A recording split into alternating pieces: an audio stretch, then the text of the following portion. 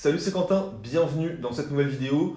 Aujourd'hui, une fois n'est pas coutume, je voulais vous parler d'un nouveau livre qui est absolument génial, qui s'appelle Lean Startup de Eric Ries. Alors peut-être que vous le connaissez déjà, c'est un livre de référence dans le thème de l'entrepreneuriat. En fait, le concept de Lean Startup, je le connaissais déjà depuis peut-être un an et demi, mais je viens de finir le bouquin il y a quelques semaines, et j'ai absolument adoré, j'ai encore appris plein de choses dessus. Alors pour ceux qui ne savent pas ce que c'est le Lean Startup, c'est quoi? Tout simplement, c'est le fait de sortir son produit le plus vite possible, même s'il n'est pas forcément terminé, et ensuite, grâce au retour client, d'adopter le principe de l'amélioration continue, c'est-à-dire d'améliorer son produit avec le feedback des clients. Donc voilà, le but c'est vraiment de sortir son produit le plus vite possible, même s'il n'est pas forcément terminé, même s'il manque certaines fonctionnalités, on le sort et avec le retour client, on peut l'améliorer. C'est notamment des grosses entreprises qui ont adopté ce système-là. Je pense notamment, je ne sais pas, il y a quoi? Il y a Airbnb, il y a aussi Netflix qui a adopté le Lean Startup. Par exemple, Netflix, quand c'est sorti en France, il y a beaucoup de clients qui ont été hyper déçus parce qu'ils se plaignaient que le catalogue n'était pas assez fourni, qu'il n'y avait pas assez de films, pas assez de séries. Et en fait, c'est parce que Netflix a adopté le Lean Startup. Ils ont sorti leurs produits directement et ensuite, ils ont amélioré. Ils ont rajouté pas mal de films, pas mal de séries. Ils ont mis plusieurs modes de paiement, vous savez, où il y a plusieurs abonnements avec plusieurs liens de connexion, etc. Donc voilà, ils ont amélioré petit à petit. Et en fait, ça vaut 100 fois mieux de faire ça, à mon sens, que de faire l'inverse. Donc la méthode traditionnelle, c'est quoi? C'est d'avoir une feuille de route, étape par étape, où on a chaque étape qui est faite au millimètre près, avec tant de dépenses, il faut faire tant de ventes ce mois-ci, etc. Tout est calculé au millimètre près, avec des dates précises. Et en fait, imaginez, vous mettez un an à sortir un produit pour qu'il soit parfait, vous le sortez et en fait, ça intéresse personne. Et bien le Lean Startup, en fait, c'est là où c'est vraiment utile, c'est que vous allez sortir votre produit le plus rapidement possible et vous allez voir si ça plaît. Si ça plaît, vous allez avoir des retours clients, vous allez pouvoir l'améliorer, le transformer et en faire un produit best-seller. Comment moi j'ai adopté la méthode du Lean Startup sur mes business en ligne?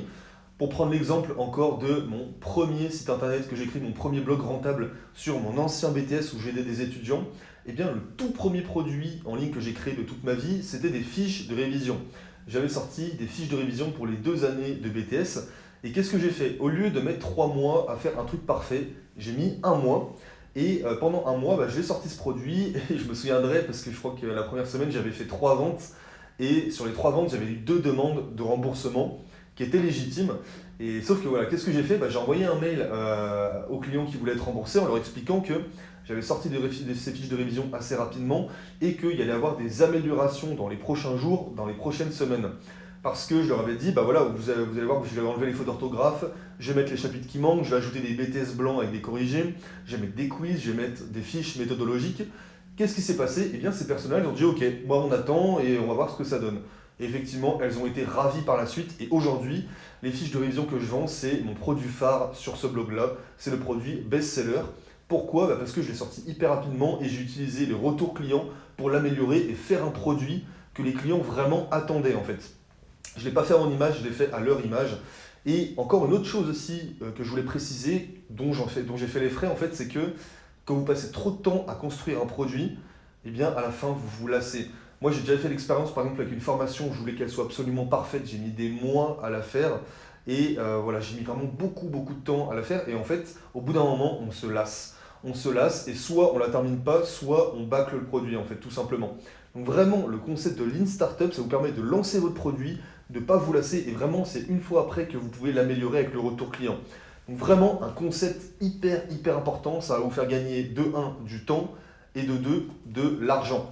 Et le temps évidemment les amis, c'est de l'argent.